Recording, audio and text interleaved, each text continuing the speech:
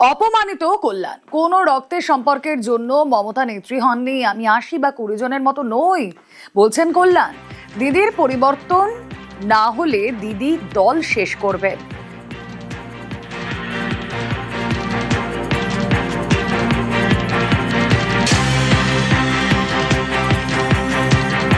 আমি দিদিকে ভালোবাসি, দিদিকে শ্রদ্ধা করি, দিদির জন্য সবকিছু করতে রাজি আছি, কিন্তু দিদিকেও রিজনেবল হতে হবে। দিদি যদি মনে করে যে দিদি যা ইচ্ছা বলবে তাতেই সব হবে, তাও হবে না। দিদি যদি মনে করে যে কোনো সময় বিরক্ত দেখাতে পারি পাবলিকলি সবাইকার এগেনস্টে, তাও হবে না। আর দিদি যদি মনে করে অভিষেক আর ডেরেক যা বলবে তাই তাও চলবে, তাতেও হবে না। যে লড়াই করে তাকে স্বীকৃতি দিতে হয়, সর্বসমক্ষে সেই স্বীকৃতি দিতে হবে। নেত্রীর সুখের সময় আমি দূরে, দুঃখের সময় আমি কাছে। সুখের সময় দিদি চন্দ্রিমা ববি অরূপ করেন তোপ কল্যাণে। নেত্রীর সুসময়ের সময় আমি দূরে, নেত্রীর দুঃখের সময় আমি কাছে। যেই নেত্রী দেখলো অত ভিড় হয়ে গেছে, সঙ্গে সঙ্গে বিরক্ত প্রকাশ আরম্ভ করলো, সেই একই থিওরি দিদির আরম্ভ হয়ে গেল।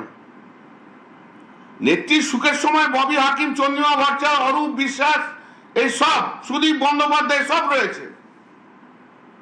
নেত্রীর খারাপ সময় তো আমি একা রয়েছি। আরজি করের সময় দলের মধ্যে কোন নেতা মমতা দিকে চিফ মিনিস্টার থেকে সরাতে চেয়েছিল? এটা সত্য, এটা বাস্তব। সে বাস্তবকে যদি না মানতে হয়, সেদিনকে আমি আর কুণাল দিদির পাশে ছিলাম, আর কেউ ছিল না। অভিষেক কি করছেন? শুধু বাড়ি কালীঘাট করলে হবে না, ডিম খেলে অভিষেককে বাইরে বেরোতে হবে, মন্তব্য কল্যাণের।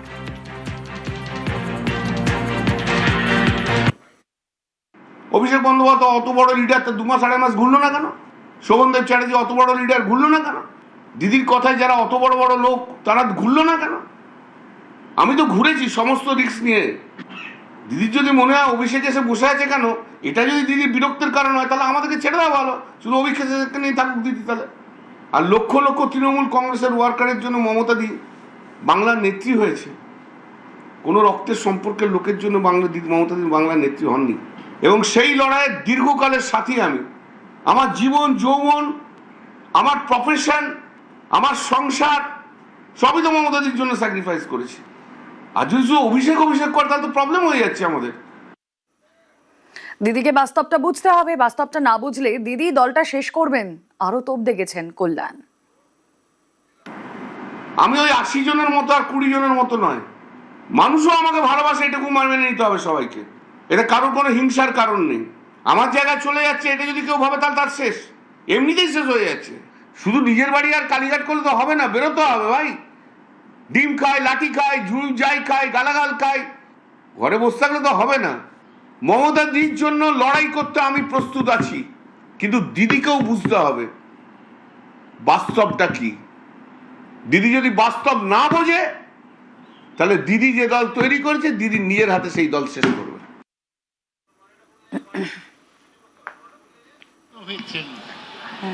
আপনাদের উপর ডিম, আমি জানি না কি বলেছেন, আমি জানি না। আমি কালকে বিড়লা প্ল্যানেটোরিয়ামে ছিলাম, আমি অনেক পরে এসেছি। আমি আসলে যে ব্যাপারটা বিস্তারিত জানি না, সে ব্যাপারটা নিয়ে মন্তব্য করব না। আমরা মমতা দিকে দেখেই তৃণমূল কংগ্রেস করি, মমতা দি আমাদের ফেস। দেখুন, আমি না জেনে না বুঝে না কেউ বিস্তারিত ভাবে কিছু বলতে পারবো না। আইপ্যাকের নিয়ন্ত্রণে সম্পূর্ণভাবে দল চলে যাচ্ছে এবং আইপ্যাকের মাথার উপর ছিল অভিষেক।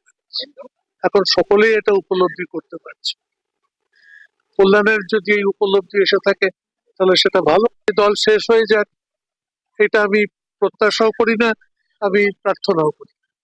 মমতা ব্যানার্জি যদি নিজে হাতে দলকে রেখে একটা বক্তৃতার মধ্যে যদি বারংবার দ্বিতীয় ব্যক্তি হিসাবে কোন নামের কথা তিনি এখনো চিহ্নিত করে দিতে থাকেন, তাহলে সেখানে ওঠার ক্ষেত্রে কিছুটা বিলম্ব হতে পারে।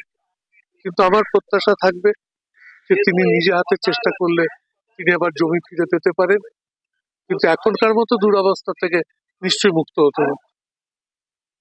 যারা তৃণমূল করে তাদের আত্মসম্মান জ্ঞান আছে, আত্মসম্মান জ্ঞান থাকলে কেউ কোনোদিন তৃণমূল করতে যায়?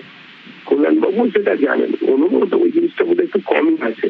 তা না হলে যে ভাষায় মাতাল তোমায় জানতে হবে, আগামীকে মানতে হবে বলে স্লোগান দিয়েছিল অভিষেক বন্দ্যোপাধ্যায়ের অনুগামীরা, তারপরেই তো উনি অনেক কিছু বলতে পারতেন। আর ওনার এইসব বলাতে কিছু এসে যায় না, যে তৃণমূলের লোকেরা সবাই ক্ষমতার আঠায় আটকে ছিল এবং তাতে প্রচুর টাকা পয়সা রোজগার করেছে।